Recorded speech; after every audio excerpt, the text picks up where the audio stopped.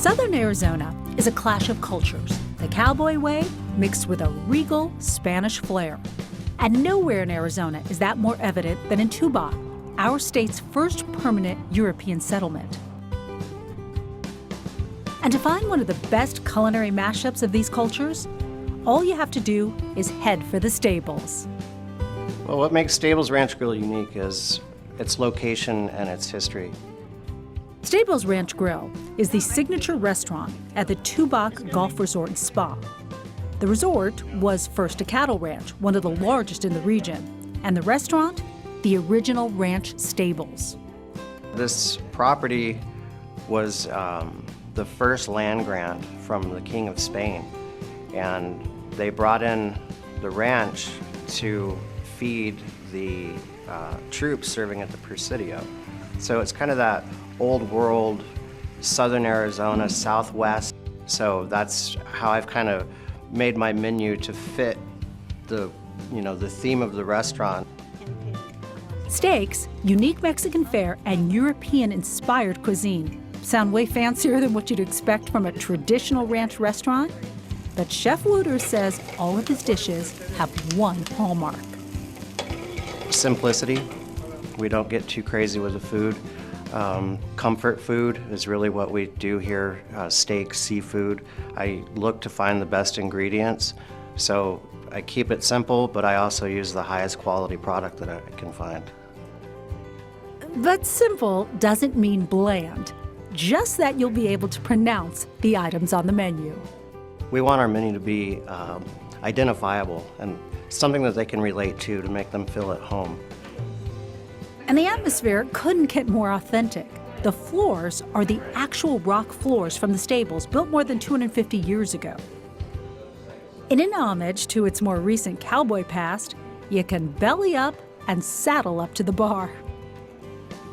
In fact, Tubac attracted some of Tinseltown's most famous Western stars, including John Wayne and Stuart Granger, while they were working on films in the area. And it's the beauty of the region that lured Chef Wooters to Tubac. I grew up in Tucson and traveled all over the country after I worked my apprenticeship, and then just the desert drew me back home, and I was fortunate enough to get this job, and been here for 6 years and love it. Being a chef and culinary is very trendy. It's on TV, it's in magazines, it's just everywhere, it's in your face. Everybody's a foodie these days, and it's all about keeping it simple. I don't want to get crazy ingredients and weird descriptions that people aren't familiar with, and it intimidates them when they read your menu.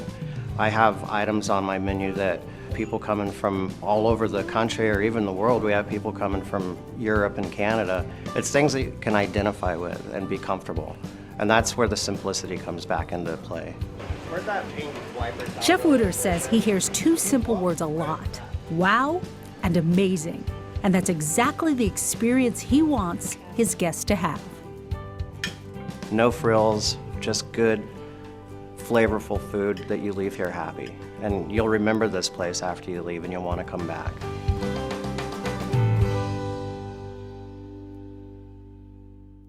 My name's Ann Groves, and we're in my shop called The Artist's Daughter. There are no art supplies in Ann Groves' Tubac shop. In fact, there is nothing artistic about it. So why would she name her shop The Artist's Daughter? It's called The Artist's Daughter because I'm next door to the Hal MP gallery, and Hal MP was my father. When we traveled to one-man shows when I was a child, I was always introduced as the artist's daughter. So I registered it some years ago, and I've had my shop now 24 years. Ann's shop is one of those things you have to see to believe.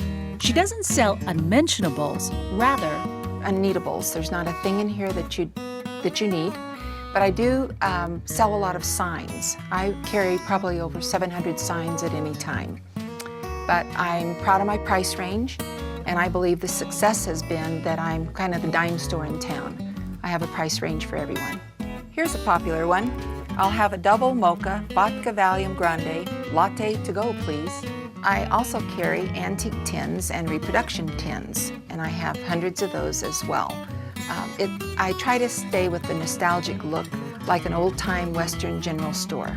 How about a buckskin dress for Barbie? Here's an apron necessity for every cowgirl's kitchen. Some of the questions I get from customers when they walk in and they see this, they want to know who does the dusting and who does the inventory. But they like it. It takes a while to see everything, and I designed it this way on purpose so I could have few employees and that you have to go around several times in order to see all the merchandise. So what is the hot seller in Ann's store right now? Right now, Cowboy boot birdhouses. They're recycled materials. I have a friend who goes out and finds all these old cowboy boots. He reinforces the inside so they'll stand up in the weather, and he uses old barbed wire to hang them with, an old tin for the roof, and a nice hole for the birds. And they're very, very popular, and people carry them back home all over the country. So if you're ever in the vicinity of Tubac, stop by and visit the Artist's Daughter. Even if you don't buy anything, we guarantee just walking in will put a smile on your face.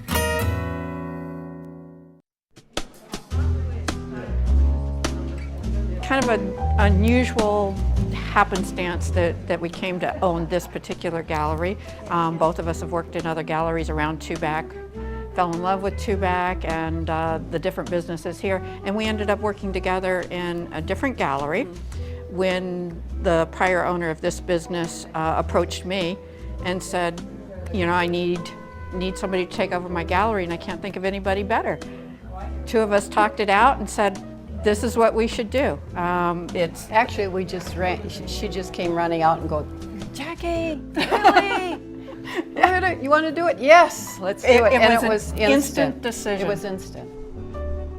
This store is one of the anchors of Tubac, I feel. I felt it at the time.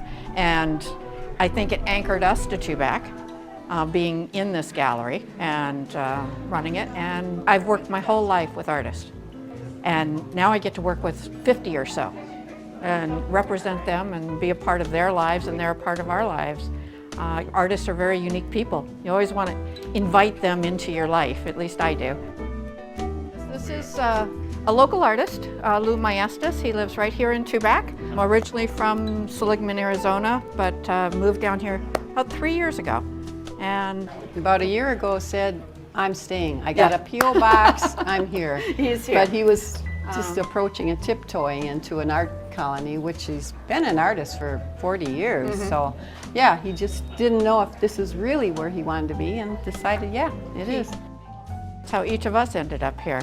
Just came to town and said, oh my God, this is where I need to be. I feel the energy, and maybe not everybody feels that energy, but the people that do can't bear to leave it. I mean, it's just, it draws you here.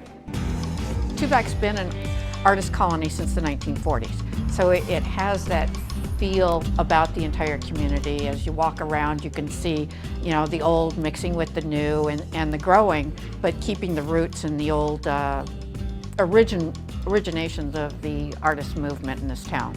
And it just continues to flourish. There's an energy here. There's in history.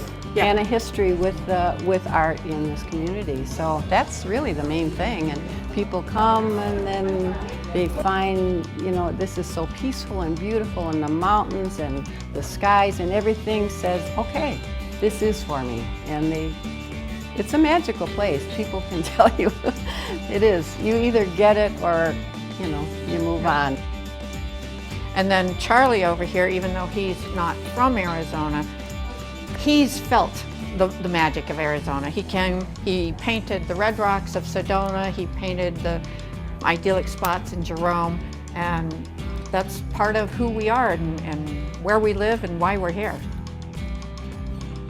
Most people come in and they'll spend the time and they'll walk, you know, a pattern around the entire store and That's look at each. always our goal. That is our goal. For that We to want happen. them, whether Yeah. they buy or not, we want them to enjoy and appreciate what's here and what we have to offer. If you're into Western, we have wonderful Western artists. We have contemporary, we have abstract, a lot of realism too. And the artists find us here. We don't have to go out and search No. for them. No, They not at all. find us.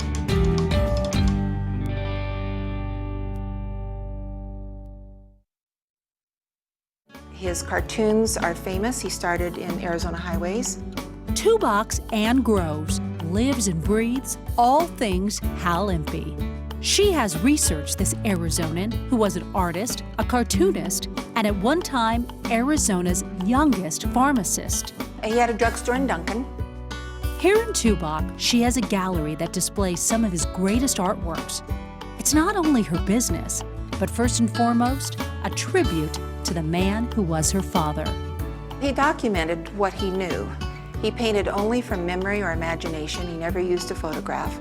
And because he loved the state and loved the scenery and loved the country, he just painted these visions that he had. He saw them faster than he could document them, and they're all of Arizona. His postcards are in the National Museum of American History at the Smithsonian in the postcard collection, and they're called MP cartoon cards. He had a great sense of humor, and what he documented was the humor of the West. He would document cowboys in their cartoons of people traveling. The one that's very famous that was in Life magazine is a swayback horse, and it says, "Hello, I had a hard trip. I'm in no shape to talk." Throughout his lifetime, MP was a prolific artist, painting 7 days a week. His collection is massive. They're collected today. Something of his work sells every day. I want people to know that he loved Arizona. He painted what he loved. He painted from the heart. And I want them to take away this and remember this part of Arizona history.